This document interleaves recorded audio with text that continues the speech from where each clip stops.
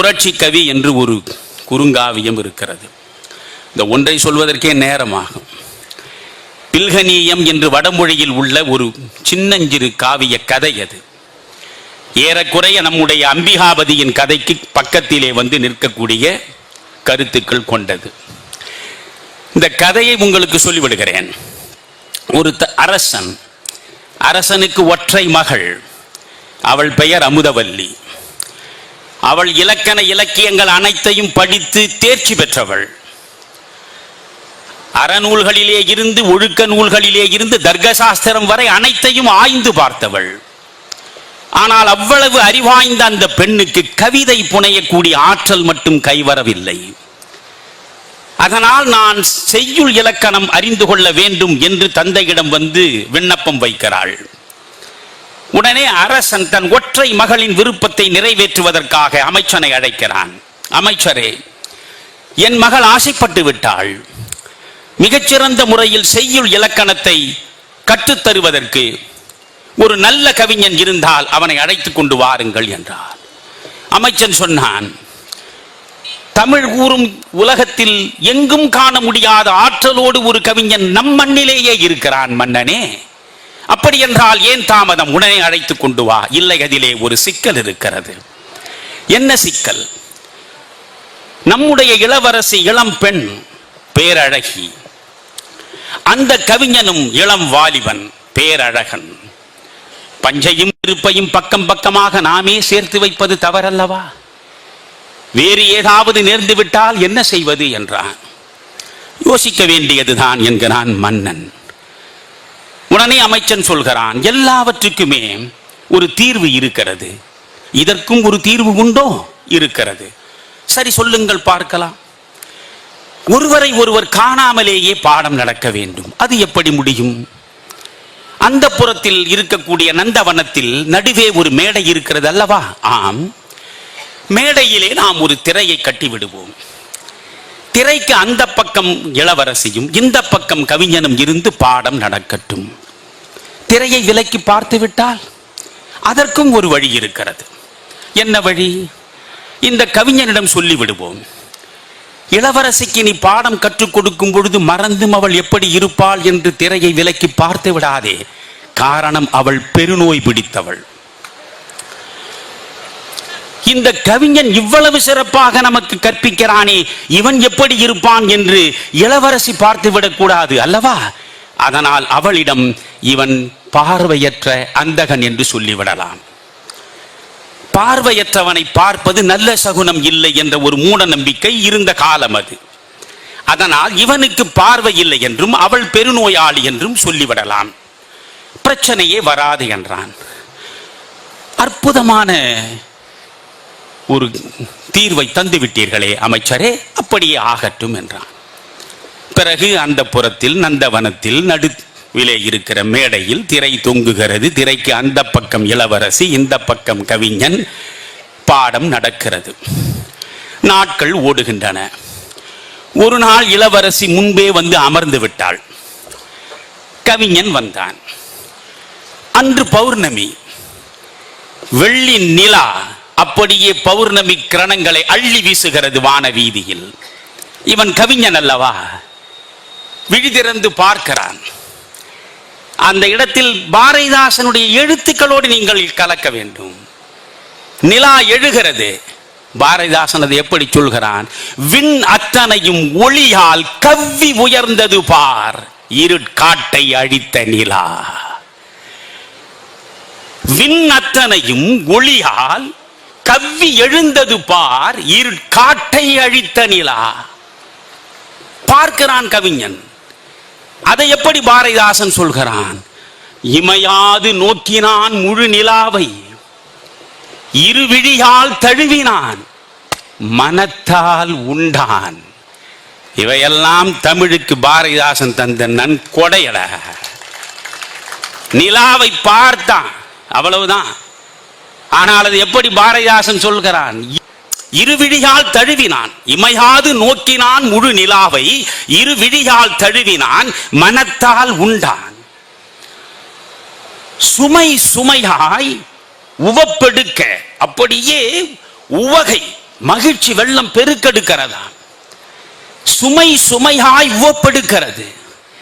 அப்படி உவப்பெடுக்கக்கூடிய நிலையில் பாடாமல் இருக்க முடியவில்லை அவனால். உடனே அதை நாத்திகராக இருக்கக்கூடிய பாரதிதாசன் தன்னை மறந்து எழுதுகிறார். வாணி பெய்திட்டால் நற்கவிதை, வாணி அமைத்திட்டால் நற்கவிதை, மழை போல் பொழிந்தான்.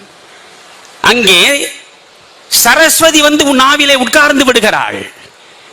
கவிதை வெள்ளம் பெருக்கெடுத்து ஓடுகிறது. இவன் நிலாவை பார்க்கிறான். அந்த பக்கம் அவள் இருக்கிறாள். நிலாவை பார்த்து விட்டு இவன் பாடுகிறான். நீலவான் ஆடைக்குள் உடல் மறைத்து நிலாவென்று காட்டுகின்றாய் ஒளி முகத்தை. பாடலை பாருங்கள். நீலவான் ஆடைக்குள் உடல் மறைத்து நிலாவென்று காட்டுகின்றாய் ஒளி முகத்தை, கோல முழுதும் காட்டிவிட்டால் காதல் கொள்ளையிலே இவ்வுலகம் சாமோ.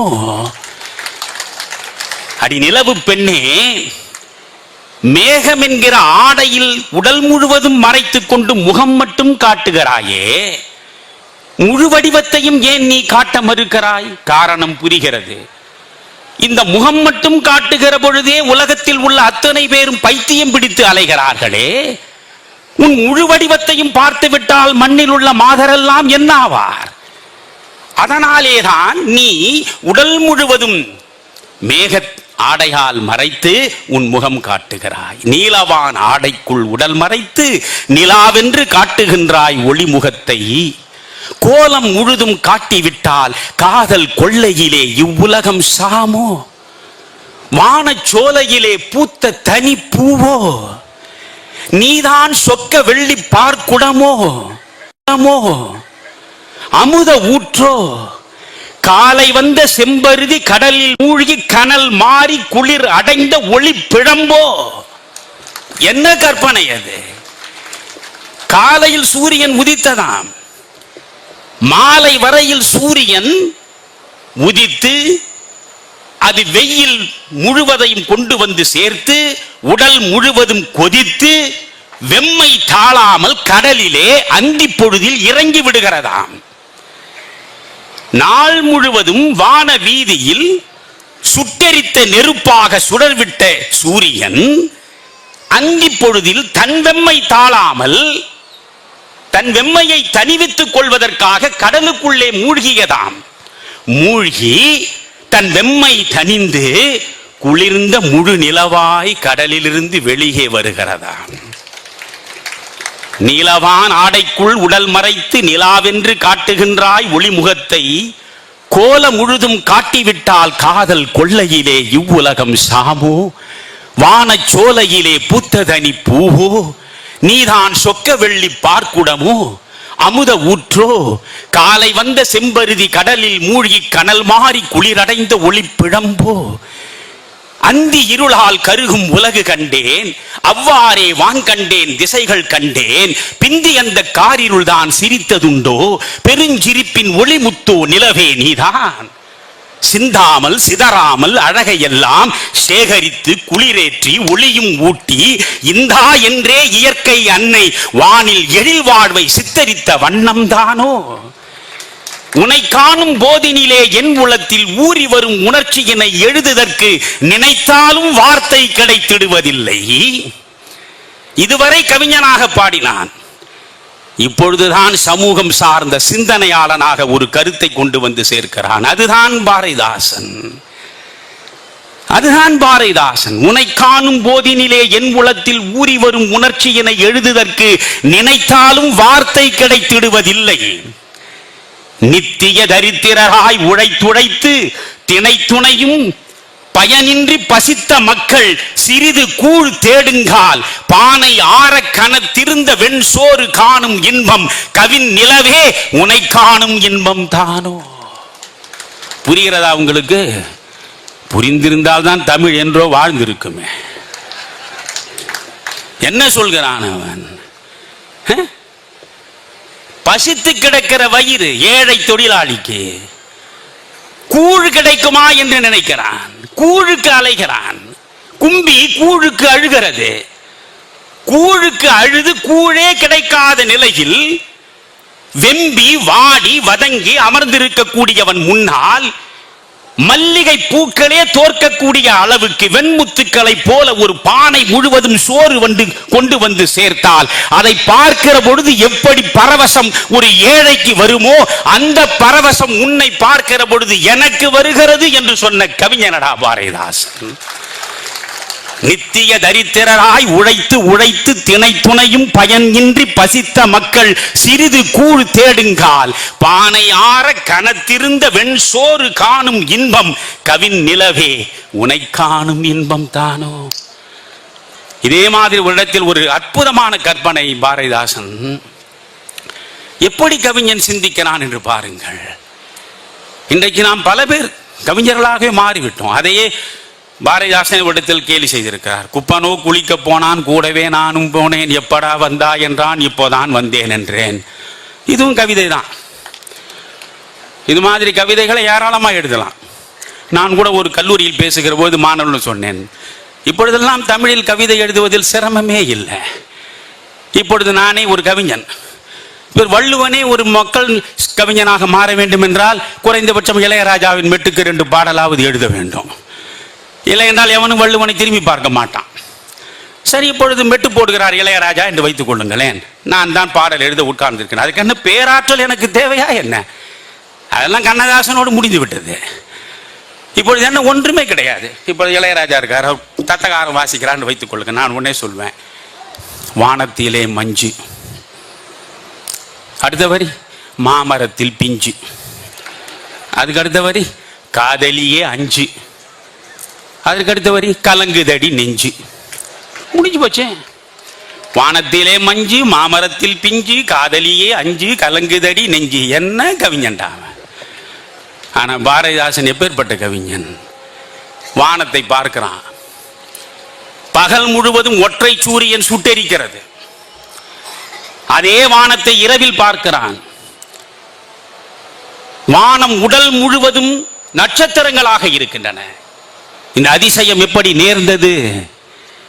பாரதிதாசன் ஒருவன் தான் தமிழுக்கு இப்படி ஒரு சிந்தனையை கொடுத்தான். பாரதிதாசன் சொல்கிறான், இந்த நட்சத்திரங்கள் எப்படி வந்தன? மண்மீதில் உழைப்பாரெல்லாம் வரியறான். உழைப்பவன் முழுவதும் எப்படி இருக்கிறான்? ஏழையாக இருக்கிறான், வறுமையோடு போராடுகிறான். மண்மீதில் உழைப்பாரெல்லாம் வரியறான். உரிமை கேட்டால் புன்மீதில் அம்பு பாய்ச்சும் புலையர் செல்வரான். செய்த தொழிலுக்கு கூலி கேட்கிறான், செய்த சேவைக்கு கூலி கேட்கிறான். அவனை இவன் சவுக்கால் அடிக்கிறான், கூலி கொடுக்க மறுக்கிறான் என்றால் அதை பாரதிதாசன் எப்படி சொல்கிறான்? மண் மீதில் உழைப்பாரெல்லாம் வரிகராம், உரிமை கேட்டால் புன்மீதில் அம்பு பாய்ச்சும் புலையர் செல்வராம். இந்நிலையை கண்மீதில் பகலில் எல்லாம் கண்டு கண்டு அந்திக்கு பின் விண்மீனாய் கொப்பளித்த விரிவானம் பாராய் தம்பி. நாள் முழுவதும் வானத்திலே இருந்து சூரியன் பார்க்கிறதாம். என்ன கொடுமை இது! உழைத்துக் கொண்டே இருக்கிறான், ஆனால் வறுமை பள்ளத்தில் விழுந்து கிடக்கிறான். அவன் உழைப்பை உண்டு ஒருவன் கொழுத்து கிடக்கிறான். கொழுத்தவனிடம் உழைப்புக்கு ஏற்ற ஊதியம் கேட்டால் கொடுக்க மறுக்கிறான். என்னடா சமூக நீதி இது என்று பகல் முழுவதும் வானம் பார்த்து கொண்டே இருந்ததாம். இந்த அநீதியை பார்த்து பார்த்து மனம் கொதித்து போனதாம். மனம் கொதித்த நிலையில் இரவில் உடல் முழுவதும் கொப்புளங்களாக மாறிவிட்டதாம். அந்த கொப்புளங்கள் தானடா நாம் காணுகிற நட்சத்திரங்கள் என்று பேசுபவன் பாரதிதாசன். திரைக்கு அந்த பக்கம் இருந்த பேரழகி யோசிக்கிறாள், என்னடா இது? இது நாள் வரை நமக்கு தமிழ் சொல்லிக் கொடுத்தவன் பார்வையற்றவன் என்றல்லவா சொன்னார்கள். பார்வையற்றவன் எப்படி பௌர்ணமி நிலாவை பார்க்க முடியும்? பௌர்ணமி நிலாவை பார்த்துவிட்டு எப்படி இந்த அளவுக்கு வர்ணித்து பாட முடியும்?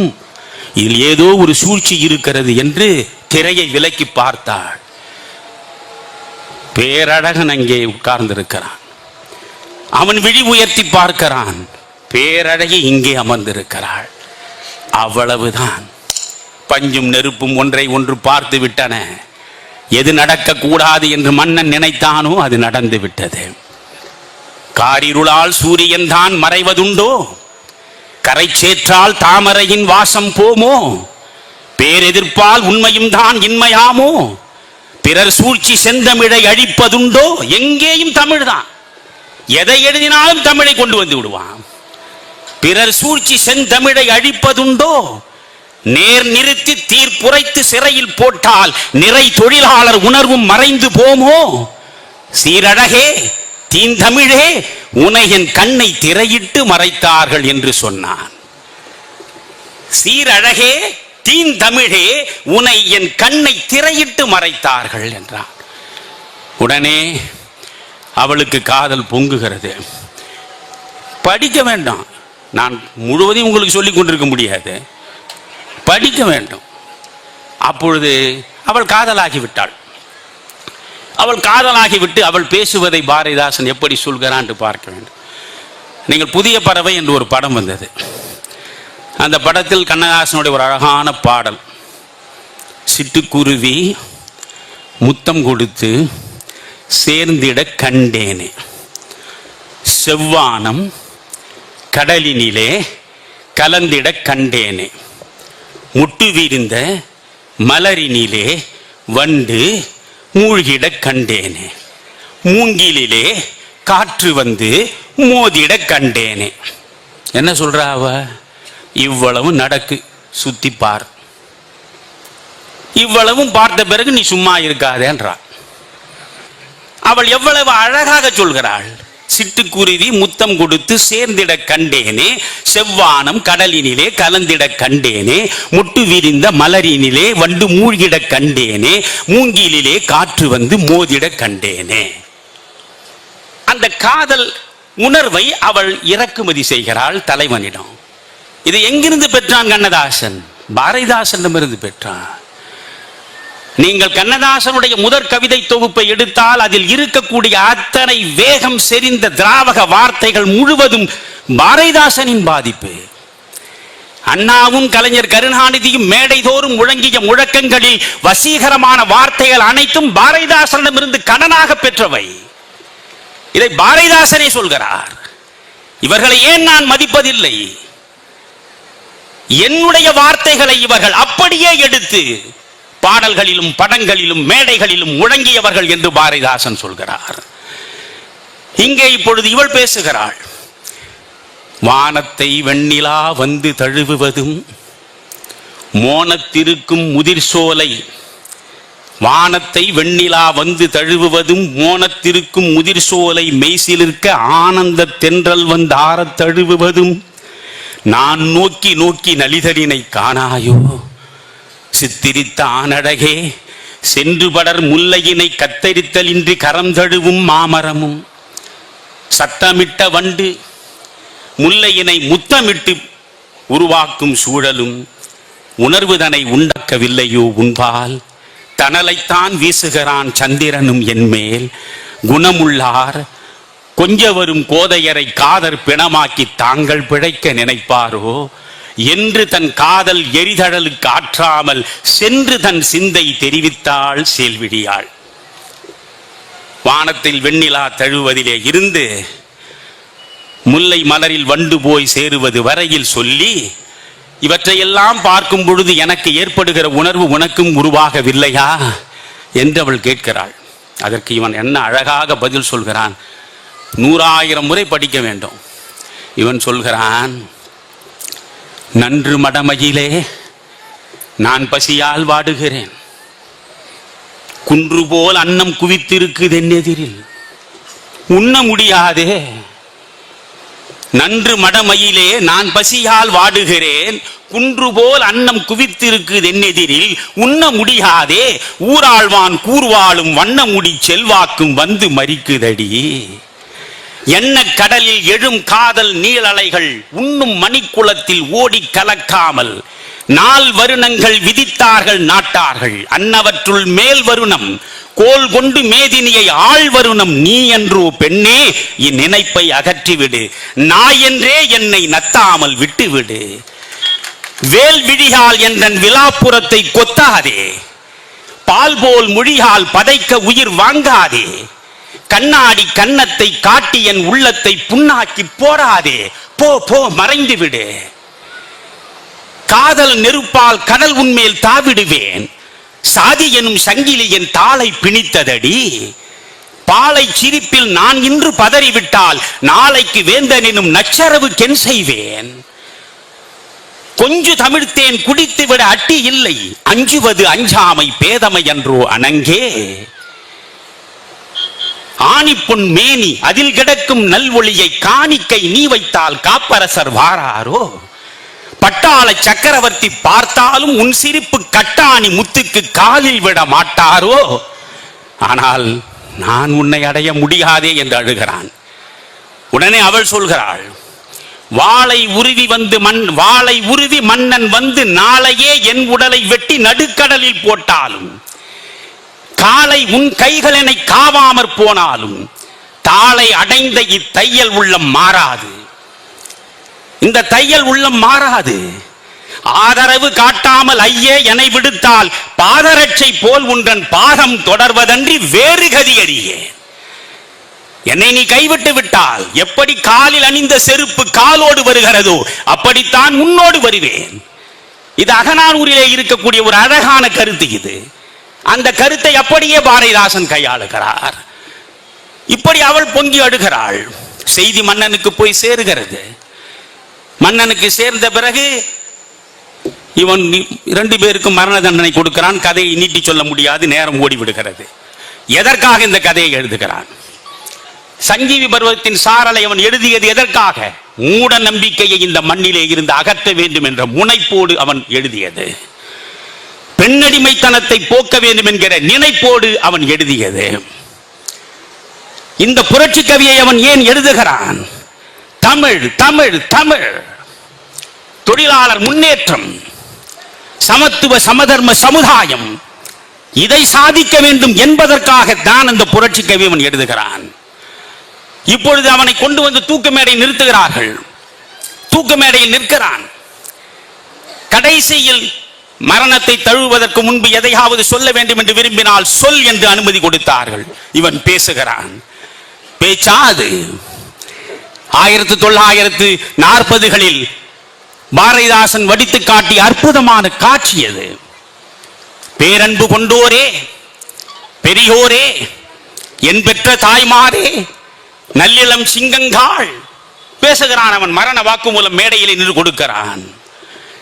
நீரோடை நிலம் கிழிக்க, நெடுமரங்கள் நிறைந்து பெரும் காடாக்க, பெருவிலங்கு நேரோடி வாழ்ந்திருக்க, பருக்கை கல்லின் நெடுங்குன்றில் பிலம் சேர, பாம்பு கூட்டம் போராடும் பாழ் நிலத்தை அந்நாளில் புதுக்கியவர் யார்? அழகு நகர் உண்டாக்கி நீங்கள் தானே.